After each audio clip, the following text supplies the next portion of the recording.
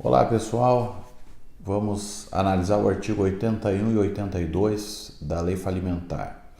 Como nós vimos até agora, o processo falimentar chega na sua fase de sentença, na sua primeira parte do processo de conhecimento, e vai, sendo procedente, decretar a falência da pessoa jurídica. Muito bem, mas e qual é o efeito dessa decisão em relação aos sócios?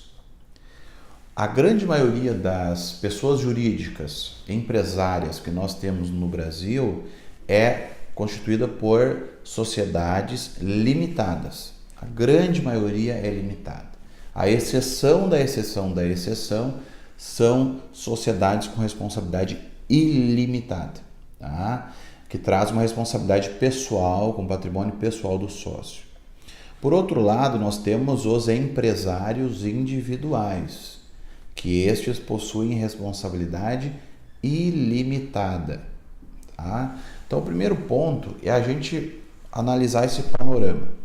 Nós temos empresários individuais.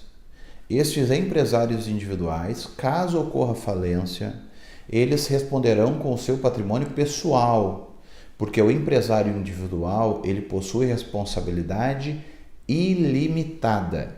Ele vai ter expropriado seus bens pessoais para pagamento das dívidas empresariais. Por isso que nós tivemos um grande movimento de pessoas organizarem sociedades limitadas com sócios que tivessem somente 1%, 2%, 3%.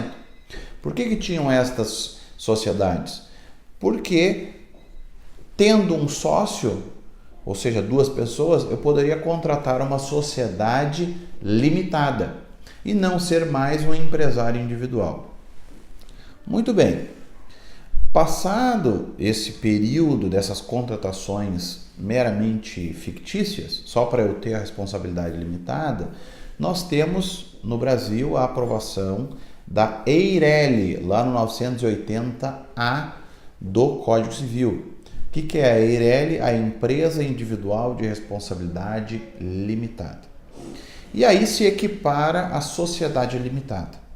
Então vejam, nós temos o empresário individual com responsabilidade ilimitada. Nós temos a EIRELI, que é esse empresário com responsabilidade limitada.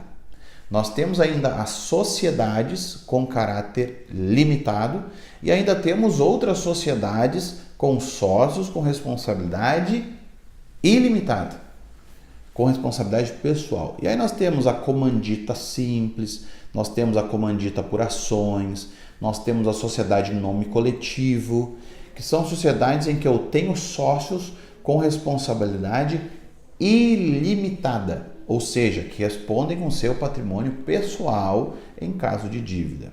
Tá? É a exceção, mas essa exceção também precisa ser vista por nós. Muito bem, feito esse preâmbulo, nós temos que verificar as situações do artigo 81 e 82 da Lei Falimentar. Tá? O artigo 81, ele fala dos sócios com responsabilidade ilimitada.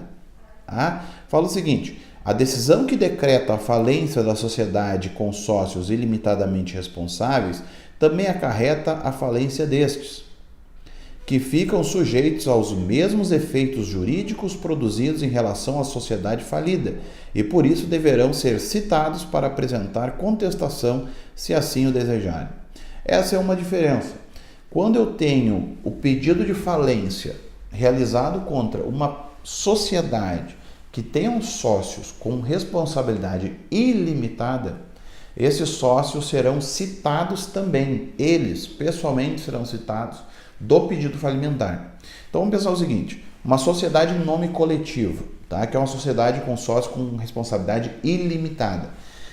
Nós vamos ter uma citação da pessoa jurídica, nós vamos ter uma outra citação do sócio A e nós vamos ter uma outra citação do sócio B, se forem dois sócios. Se forem 3 sócios, vamos ter citação dos 3 sócios. Se forem 4 sócios, citação dos 4 sócios. Por quê? Porque é uma sociedade em que eu tenho sócios com responsabilidade ilimitada. Tá? Essa é uma situação. Bom, e sociedade limitada? Tá? Que as tem lá no nome, algumas empresas ainda trabalham com um layout assim, botando lá na frente, lá, LTDA, tá? A limitada. Bom, se ocorrer o pedido de falência de uma sociedade limitada, eu tenho uma citação somente da pessoa jurídica. Eu não vou ter a citação da pessoa natural e o sócio. Como regra, eu vou ter um mandado somente para citar a pessoa jurídica. E essa é uma diferença. Quando eu tenho sociedade ilimitada, sociedade em nome coletivo, sociedade em comandita, tá? Que aí eu tenho sócios de natureza ilimitada e outros delimitada. Então, quando eu tenho um pedido de falência contra uma sociedade com sócio de responsabilidade ilimitada, eu tenho a citação também dos sócios. Quando eu tenho um pedido de falência contra uma sociedade de natureza limitada, eu só cito a pessoa jurídica. Os sócios, eles não figuram como partes no processo, tá? Então, esse é o primeiro ponto, essa distinção de participação no processo e também de responsabilidade, porque se a falência ocorrer de uma sociedade de nome coletivo, eu tenho a decretação da falência da pessoa jurídica, também dos sócios e todas as consequências em relação a estes sócios do ponto de vista patrimonial e de desempenho de atividades empresariais. Eles não vão poder administrar outro negócio, diferentemente do sócio com natureza limitada, porque a falência é da pessoa jurídica, não é da pessoa natural. Esse é o primeiro ponto. Segundo ponto, o artigo 82, ele traz algumas outras situações de responsabilização dos sócios de natureza limitada. Tá? Então, se nós formos lá para o artigo 82, nós vamos verificar que mesmo este sócio com responsabilidade limitada, ele poderá ser responsabilizado pela falência. Tá?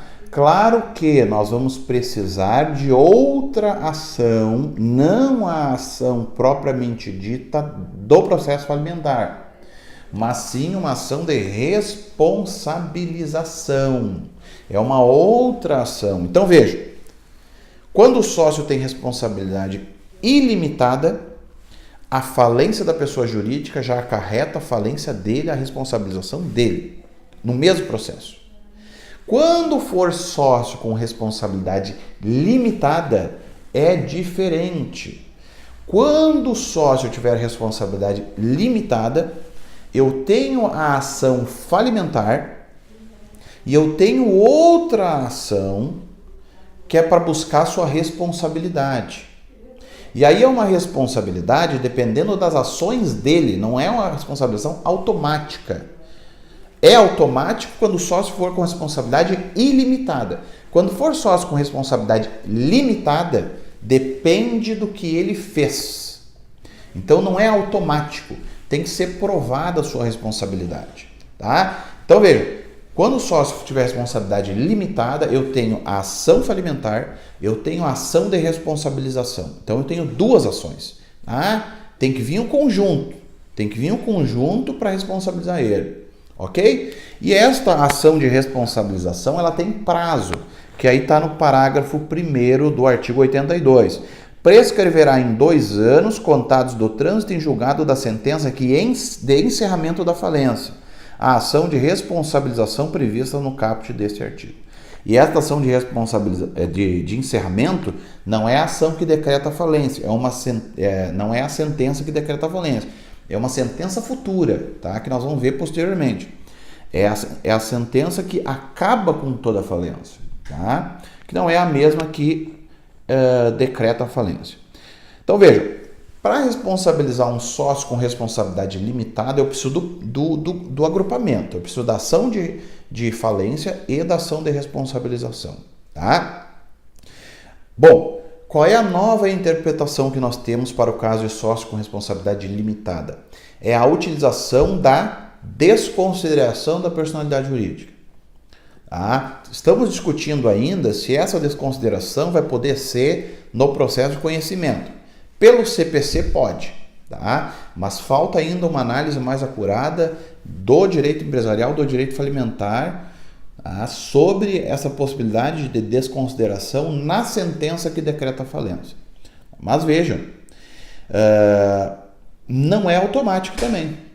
É preciso que, portanto, para responsabilizar um sócio com responsabilidade limitada, da sentença falimentar, da ação de responsabilização ou da desconsideração da personalidade jurídica. Vejam, não é automática. Precisa, portanto, da falência, da ação de responsabilização ou da desconsideração da personalidade. Sócio de responsabilidade limitada tem todo esse trâmite. Sócio com responsabilidade ilimitada é automático. Então, ilimitada, automático. Limitada depende da falência, decreta a falência, ação de responsabilização ou incidente de desconsideração da personalidade jurídica. Esses são os passos das responsabilidades dos sócios. Até mais.